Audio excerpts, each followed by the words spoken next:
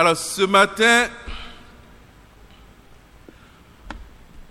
Dieu m'a mis à cœur de parler d'un sujet. Et ceux qui m'ont précédé, on ne s'est pas concerté, mais tout est tombé dans l'ordre. J'aimerais parler ce matin de la grâce de Dieu. Et le titre du message, c'est « Touché par la grâce ». Alors, on me fait dire que les adolescents ont leur classe sous la bâche. Donc, est-ce qu'on peut les encourager?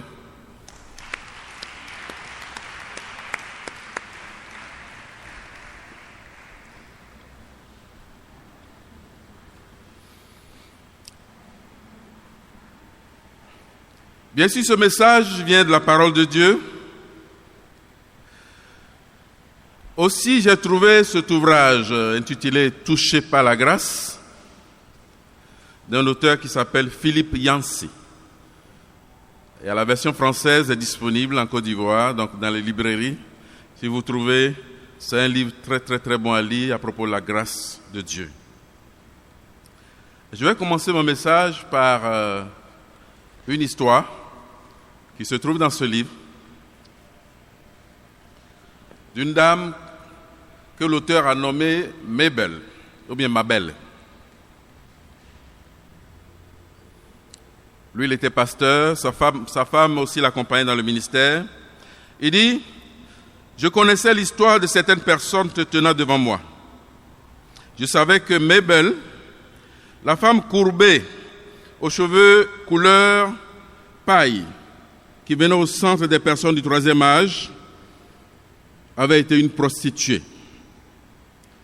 Ma femme travaillait avec elle pendant 7 ans avant que Mabel confesse le sombre secret enfui en son fort intérieur. Il y a 50 ans, elle avait vendu son seul enfant, une fille. Sa famille l'avait rejetée bien avant. La grossesse avait éliminé sa source de revenus et elle savait qu'elle serait une très mauvaise mère. Elle a donc vendu le bébé à un couple de Michigan. Elle ne se le pardonnerait jamais, disait-elle. Maintenant, elle se tenait debout devant la Sainte Seine, donc la communion, attendant de recevoir le don de la grâce, le corps de Christ brisé pour nous, mais belle.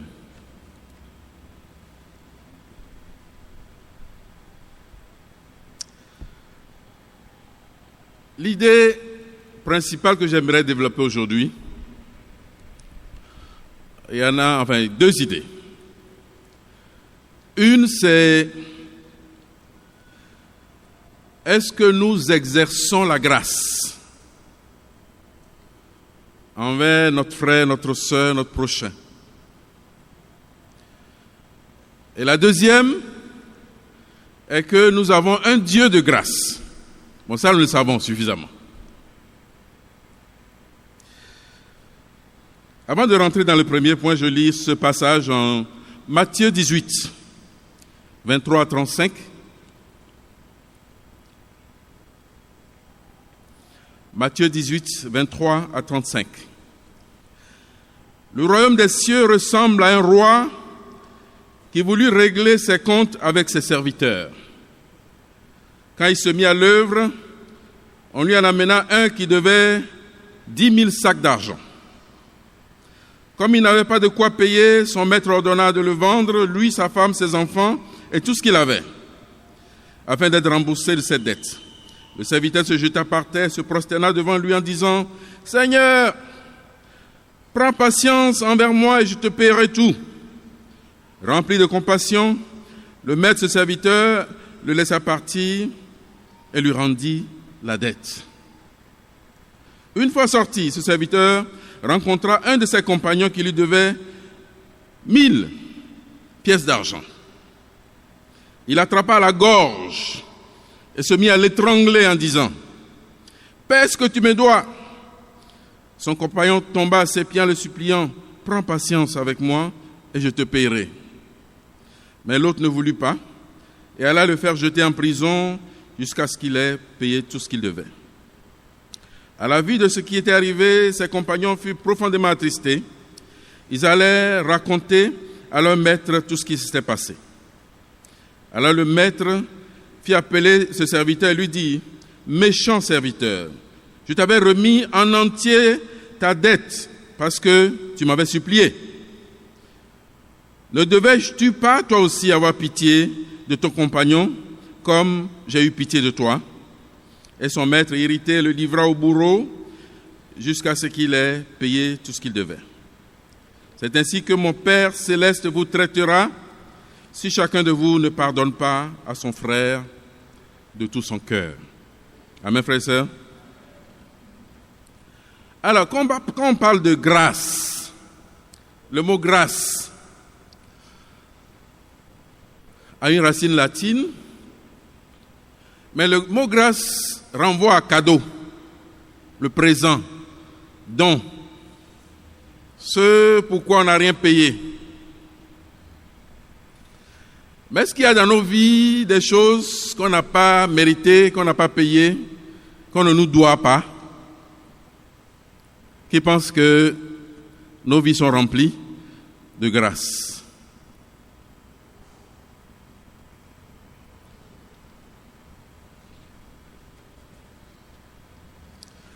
En effet, nos vies sont remplies de grâce. Ce matin, ou plutôt hier nuit, beaucoup se sont couchés, ne sont pas réveillés. Nous sommes réveillés en forme. Nous avons pu prendre les transports, nous avons marché, nous sommes arrivés ici.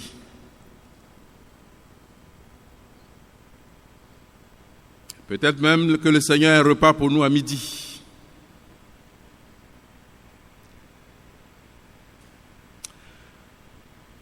Et je vais développer mon premier point. Sommes-nous remplis de grâce? Le passage que nous venons de lire met en contraste le roi qui a pardonné pour je ne sais pas combien de sacs à un serviteur qui à son tour n'a pas voulu pardonner du tout et a attrapé l'autre à la gorge.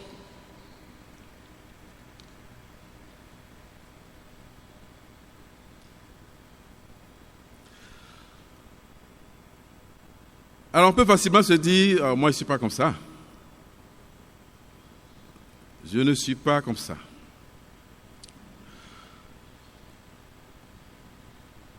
On va lire une histoire, encore tirée de ce livre, d'un peintre de la Renaissance. Donc c'est au XVIIIe siècle. Et je lis, à l'Académie des Beaux-Arts de Venise se trouve un tableau de Paolo Veronese. Paolo Veronese. Tableau qui lui a causé des ennuis avec l'Inquisition.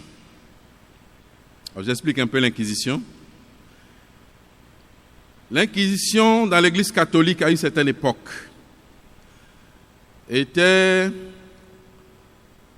une loi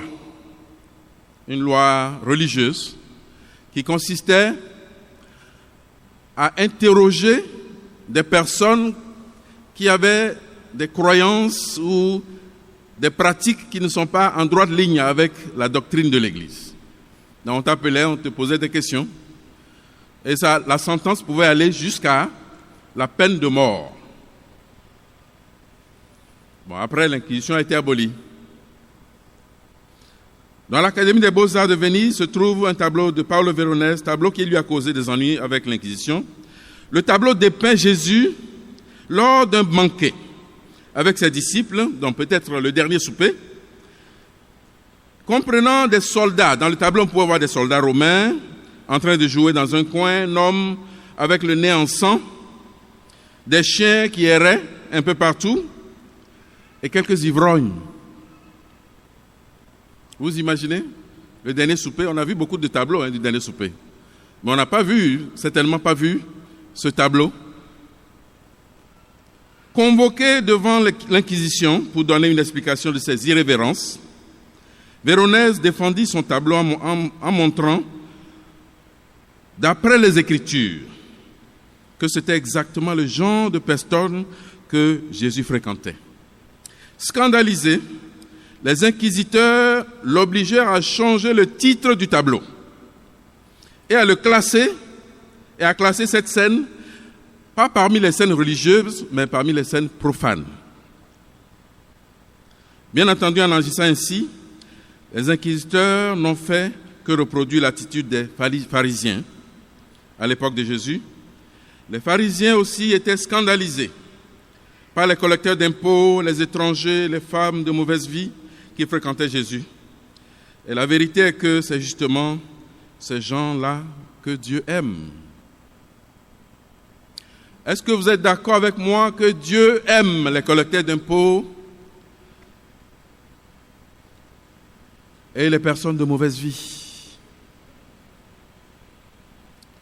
Alors, si Dieu les aime, ou bien puisque Dieu les aime, est-ce que nous les aimons?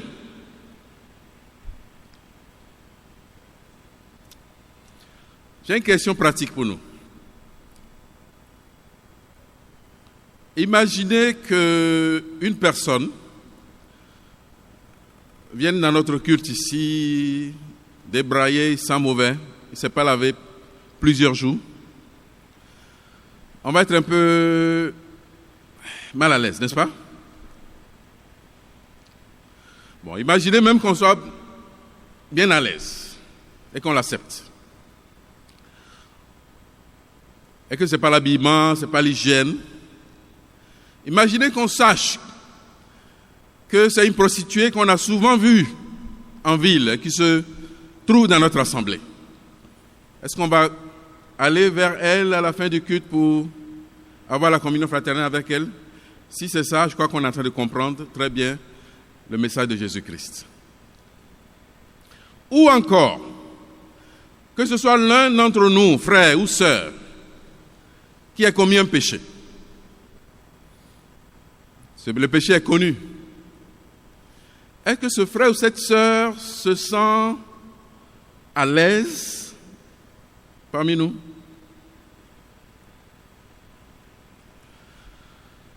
Peut-être que nous avons créé une communauté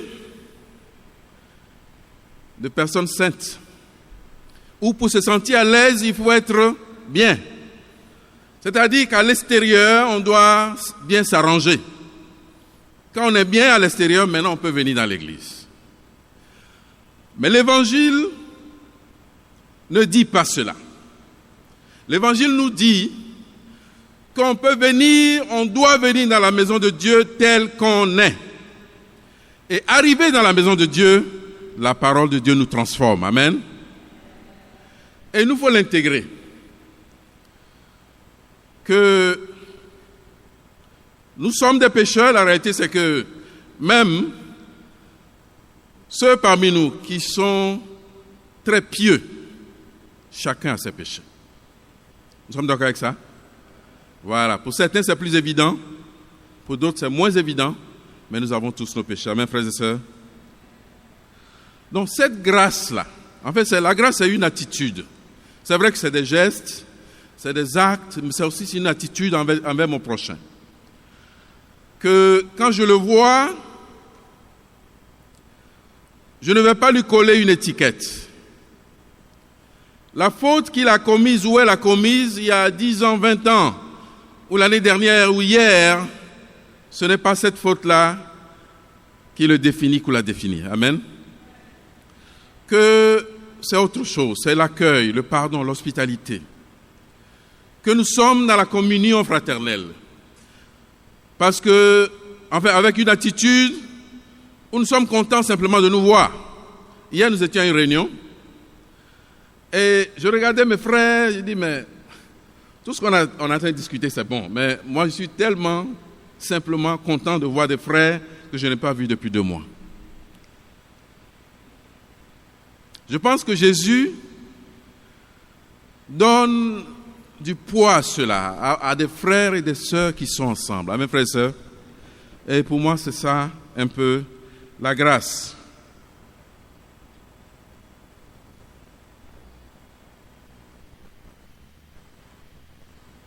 Deuxième point. Nous avons un Père de grâce. Notre Dieu est un Dieu de grâce. Amen, frères et sœurs. Bon, et là, j'ai eu l'embarras de choix à choisir les passages à partager. Et j'ai cherché un peu sur la toile combien de passages parlent de la grâce. Bon, j'ai vu un site qui dit qu'il y a plus de 600 passages qui parlent de la grâce. En tout cas, la croix du Christ est au centre de la grâce. Je crois que c'est la plus grande manifestation de la grâce. Et je vais prendre un peu quelques passages.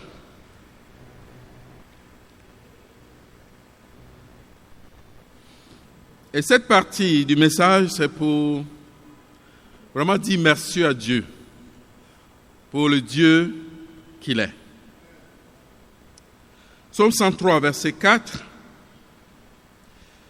dit que l'Éternel est miséricordieux et compatissant, lent à la colère et riche en bonté. Et parlant de dons, cadeaux, grâce, on a ce joli passage de Jacques, chapitre 1, verset 17, qui dit « Tout cadeau de valeur, tout don parfait, nous vient d'en haut, du Père des Lumières, et en qui il n'y a ni changement ni ombre dû à des variations. » Tout don parfait vient de Dieu. La vie vient de Dieu. La capacité de pardonner à notre prochain vient de Dieu.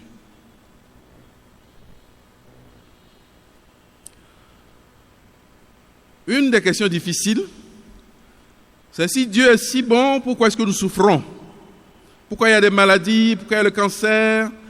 Pourquoi il y a les tremblements de terre, les tsunamis? Ça, c'est une question difficile, une question théologique très difficile. Mais peut-être que ce n'est pas Dieu qui envoie les épreuves, les maladies, parce qu'il y a d'autres forces sur la terre.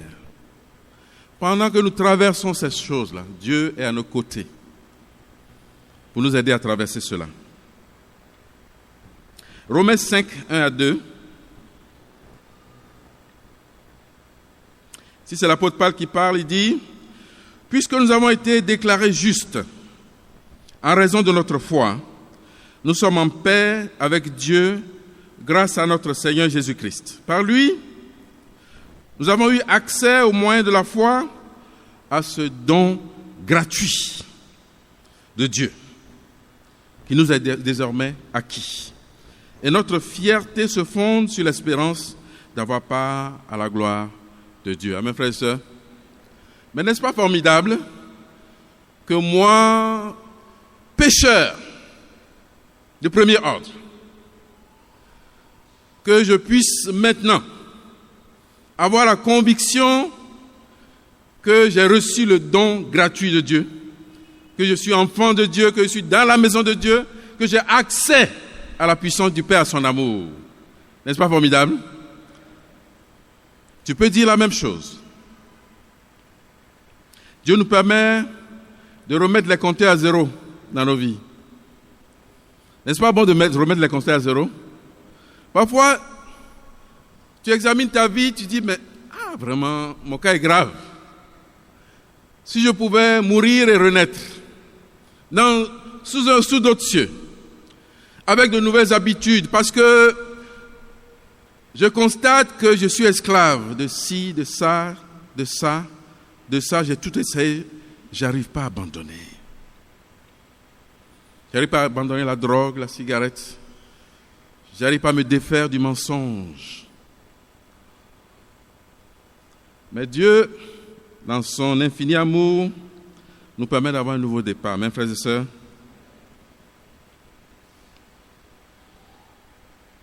Jésus, c'est le prince de grâce. Matthieu 11, 28, le passage, nous le connaissons. Il dit, venez à moi, vous tous qui êtes fatigués et chargés, je vous donnerai du repos. Il dit, son joug est léger. 2 Corinthiens 12, 9. Et il m'a dit, ma grâce te suffit, car ma puissance accomplie dans la faiblesse. Je me glorifiais donc bien plus volontiers de mes faiblesses, car la puissance de Christ repose sur moi. Je vais les lire rapidement, notez seulement. On ne va pas les commenter. 1 Pierre 5, 10 à 11. Mais quand vous avez souffert un peu de temps, Dieu, l'auteur de toute grâce, qui vous a appelé à connaître sa gloire éternelle dans l'union avec Jésus-Christ, vous rétablira lui-même. Il vous affermira, vous fortifiera et vous rendra inébranlable. Notre Dieu est le Dieu de toute grâce. Parce qu'il est gracieux. Et il étend sa grâce sur nous, sa faveur imméritée envers nous de temps, de façon différente. Bon, je vais lire encore 2 passages dans ce chapitre-là. Éphésiens 1, 7, notons seulement. En Christ, parce qu'il s'est offert en sacrifice, nous avons obtenu la délivrance, le pardon de nos fautes. Dieu a ainsi manifesté sa grâce dans toute sa richesse. Maintenant, souvent, quand on prêche un message de grâce, il peut nous arriver de l'interpréter comme le péché est permis, toléré, on n'a pas à travailler, nous sommes sur la grâce. Donc j'ai jugé bon d'inclure ce passage-ci. 2 Pierre 1, 7 à 8. Là, la parole parle d'ajouter, ajouter, ajouter, ajouter. À la piété, ajoutez l'amour fraternel. À l'amour fraternel, la charité. Car si ces choses, c'est une longue liste, j'ai pris la fin de la liste. Car si ces choses sont en vous et ils sont en abondance, elles ne vous laisseront pas oisifs ni stériles pour la connaissance de notre Seigneur Jésus-Christ. Donc ici, il s'agit de faire en sorte que nos vies deviennent des instruments de grâce. Pour d'autres personnes, je suis là, je suis dans l'église. Chaque dimanche, c'est la communion fraternelle. Dans les quartiers, c'est les visites, les coups de fil, les dons, les actes de grâce. Mais aussi pour la communauté. L'Église a et aura toujours besoin d'évangélistes, d'enseignants, d'administrateurs, de chantres, bref, de toutes sortes de serviteurs. Et l'évangéliste Kofi l'a si bien dit dimanche dernier, dans l'église, il n'y a pas de spectateurs. Nous sommes tous des bâtisseurs dans la maison de Dieu. Est-ce que nous sommes d'accord avec ça? Nous sommes tous des bâtisseurs dans la maison de Dieu. Alors, il s'agit pour chacun de chercher un poste. Un poste, voilà, un poste. Défenseur, attaquant, ailier, en tout cas un poste. Il faut jouer à un poste. Un service de repas du Seigneur, sécurité, chantre. Et j'étais particulièrement encouragé ce matin de voir Michael Igbodjezi au piano. On peut l'applaudir pour lui.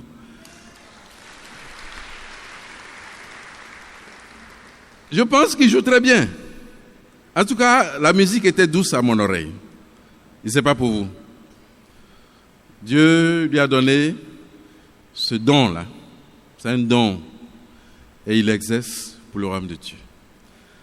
Et je suis sûr que toi aussi, tu as quelque chose à donner. Pierre 4, verset 10, je crois le dit, que puisque vous avez reçu, donc donnez.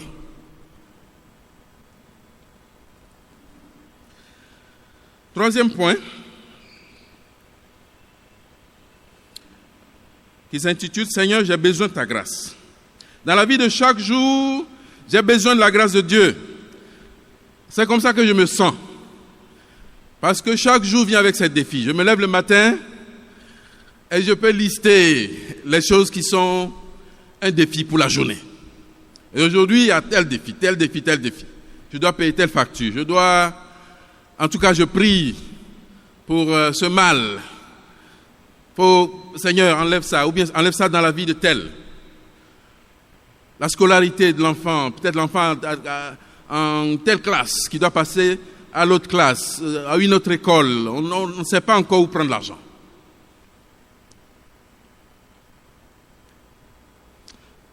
Ou bien, quand on voit l'économie de la famille, l'argent ne suffit pas. Ou la santé. Ou la sécurité. Peut-être que c'est les fusils qui tonnent. Il y a un défi. Et la prière, c'est Seigneur, aujourd'hui j'ai besoin de ta grâce. Parce que Seigneur, notre Seigneur, il a toute puissance. Et il nous accompagne. Il déverse sa grâce sur nous. Il nous donne la force. Même quand c'est difficile de traverser les choses difficiles. Amen, frères et sœurs. Il nous faut aborder chaque jour avec foi et non pas inquiétude. Et Jésus l'a dit en Matthieu 6, 25. Il dit, ne vous inquiétez pas. Mais c'est le cadeau de Dieu. Et le monde appelle ce cadeau-là la chance. On dit, il a eu la chance. Nous, on n'a pas la chance. Hein? Nous, on a la grâce. Voilà, la grâce de Dieu. Parce que, qu'est-ce qui se passe? Il y a des situations inextricables. Tu ne sais pas comment la chose va se dénouer. Quand tu fais tous tes plans, il y a une partie du plan qui ne se réalise pas. Maintenant, d'autres moments, on n'a pas fait de plan du tout. Ou encore, on a fait des plans partiels. Et on voit toutes les circonstances qui s'agencent pour qu'une chose merveilleuse nous arrive. C'est Dieu qui fait cela. Amen. Je me rappelle qu'une sœur aux États-Unis, une fois, ma fille était dans une ville, était partie dans une autre ville, elle n'avait pas pu prendre tous ses bagages. Et une sœur a pris sur elle de prendre les bagages, d'expédier à sa nouvelle adresse. Et pour moi, je lui devais de l'argent. Une année plus tard, je l'appelle. Elle dit, frère, tu ne me dois rien. C'est ma sœur, c'est ma fille. Pour moi, ça, c'est la grâce. Voilà. Donc, faisons en sorte que nous soyons un instrument de grâce dans la vie de quelqu'un. Alors, un exemple de grâce dans la vie de notre frère évangéliste Fulbert Sinéméo. C'était hier, le baptême de son fils Jean-Enoch.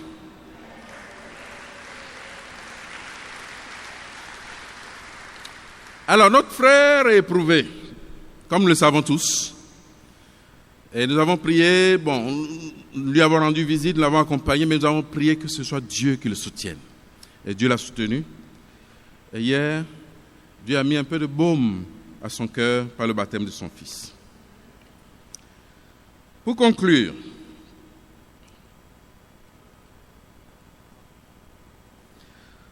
toutes les paraboles de Jésus sur la grâce, il y en a beaucoup, montrent Dieu comme un Dieu qui prend l'initiative à notre égard, un père languissant d'amour qui court à la rencontre de son fils prodigue.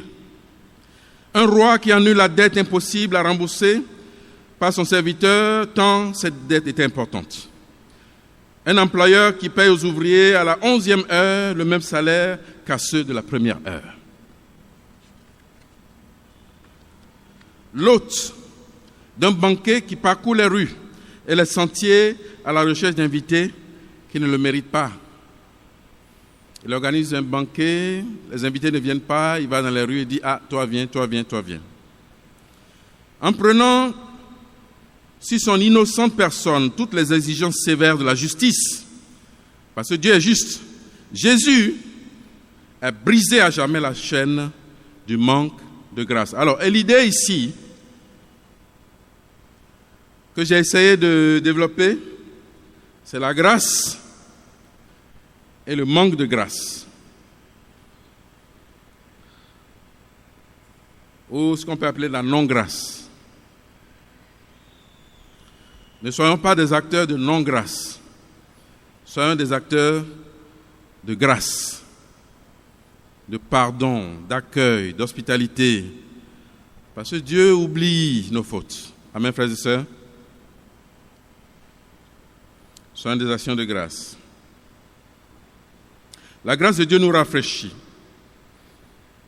C'est une fraîche rosée du matin.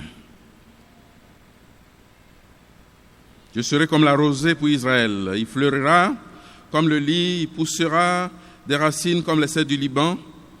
Ses rameaux s'étendront, il aura la splendeur de l'olivier et les parfums du Liban. Ils reviendront s'asseoir sous son ombre. Ils redonneront la vie au blé, ils fleuriront comme la vigne. Ça, c'est Osée 14, 6 à 8. Alors, je finis avec ce poème. On est un peu en retard sur le temps.